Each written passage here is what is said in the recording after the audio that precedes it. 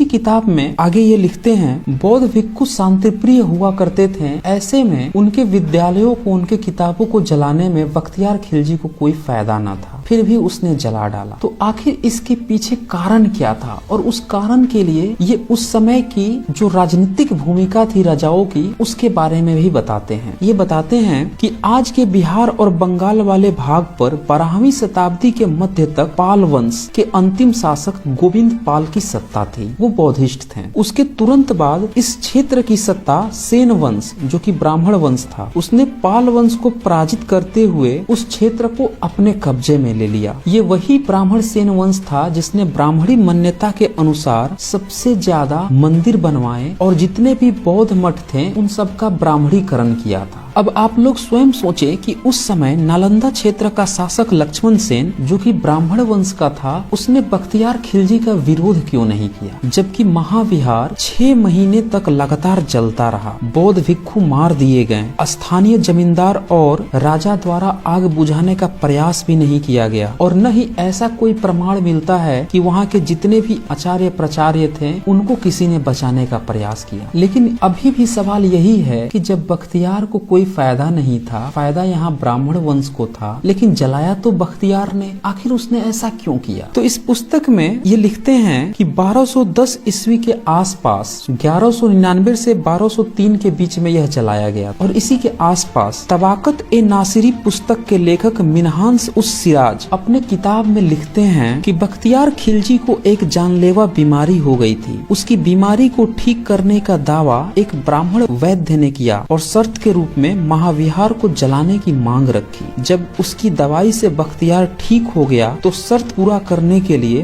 बख्तियार खिलजी ने नालंदा महाविहार को जला दिया। अब इसमें तो कुछ किया नहीं जा सकता, क्योंकि ये उसके समकालीन एक राइटर की लिखी हुई किताब है, और ये साफ साफ लिख रही है कि एक ब्राह्मण ने यह डिमांड रखी थी बख्तियार खिलजी के सामने, और ब्राह्मण सेन वंश तो पहले से चाहता ही था कि जब बौद्धिस्ट राजाओं को हरा दिया तो उनकी यूनिवर्सिटी यहाँ पे क्या कर रही है। इतिहास गवाह है, जब भी धार्मिकों का सत्ता पे कब्जा होता है तो सबसे पहले वह बुद्धिजीवी वर्ग को खत्म करते हैं, और बुद्धिजीवी वर्ग को खत्म करने का सबसे आसान तरीका होता है जो भी अच्छे शिक्षण संस्थान है उसको नष्ट कर दिया जाए, और वही उस समय भी हुआ था। और इस तरह से हम देखते हैं कि एक बौद्ध यूनिवर्सिटी अपने ही देश के कुछ गद्दारों के चलते तबाह हो गई। जब इस जगह की खुदाई 19वीं सदी में हुई तो वहाँ पे बहुत सारे बुद्ध की मूर्तियां मिली। उस पूरे परिसर में बुद्ध की मूर्तियां हुआ करती थी, और वही बुद्ध की मूर्तियां आजकल उसी कैंपस में इसी सेन वंश के उत्तराधिकारियों ने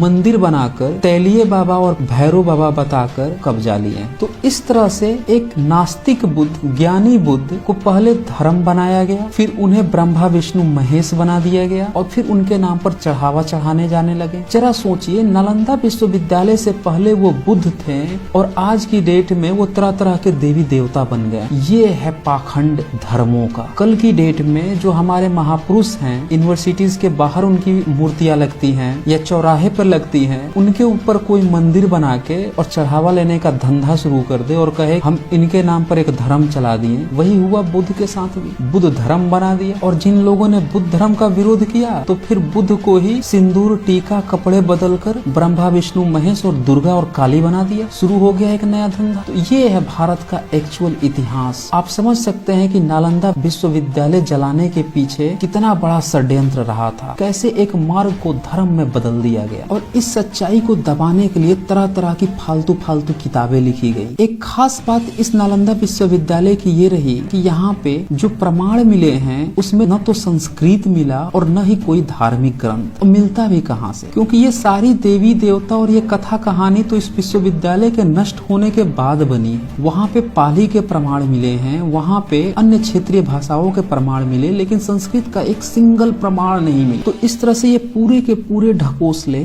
इसी 10वीं 12वीं सदी के बाद से हैं, जबकि इनकी शुरुआत 8वीं सदी से ही अंकुरित होने लगी थी। अगर आपको इसके बारे में और डिटेल्स चाहिए, ये जो आजकल ब्राह्मण धर्म में तरह तरह के शैव, शाक्त, वैष्णव और भी जितने मंत्र पथ बने हैं, ये कैसे बुद्ध को ही तोड़ मरोड़ कर बनाए गए हैं, तो आप इस वैदिक युग के घालमेल को जरूर पढ़ें। डिस्क्रिप्शन में लिंक्स है, वहाँ पे फोन नंबर भी अवेलेबल है, उस पर आप कॉल करके डायरेक्ट उसको मंगा सकते हैं। क्योंकि अगर आप पुरातात्विक इतिहास को ध्यान में नहीं रखेंगे तो फिर ये धर्म के धंधेबाज आपको कथा कहानी सुनाकर इतिहास तो व्हाट्सएप यूनिवर्सिटी और विकिपीडिया यूनिवर्सिटी के थ्रू पढ़ा ही रहे हैं। तो दोस्तों इस वीडियो को ज्यादा से ज्यादा शेयर करें ताकि सभी को पता चल सके नालंदा विश्वविद्यालय को जलाने में यही के कुछ गद्दारों का हाथ रहा था और बख्तियार खिलजी तो सिर्फ एक कठपुतली था। और उसका नतीजा यह हुआ कि यहाँ की जो वास्तविक सम्यक संस्कृति थी वो पूरी तरह से नष्ट हो गई और इसका खमियाजा आगे चलकर पूरे देश को हजारों सालों की गुलामी के रूप में देखने को मिला। तो आज बस इतना ही।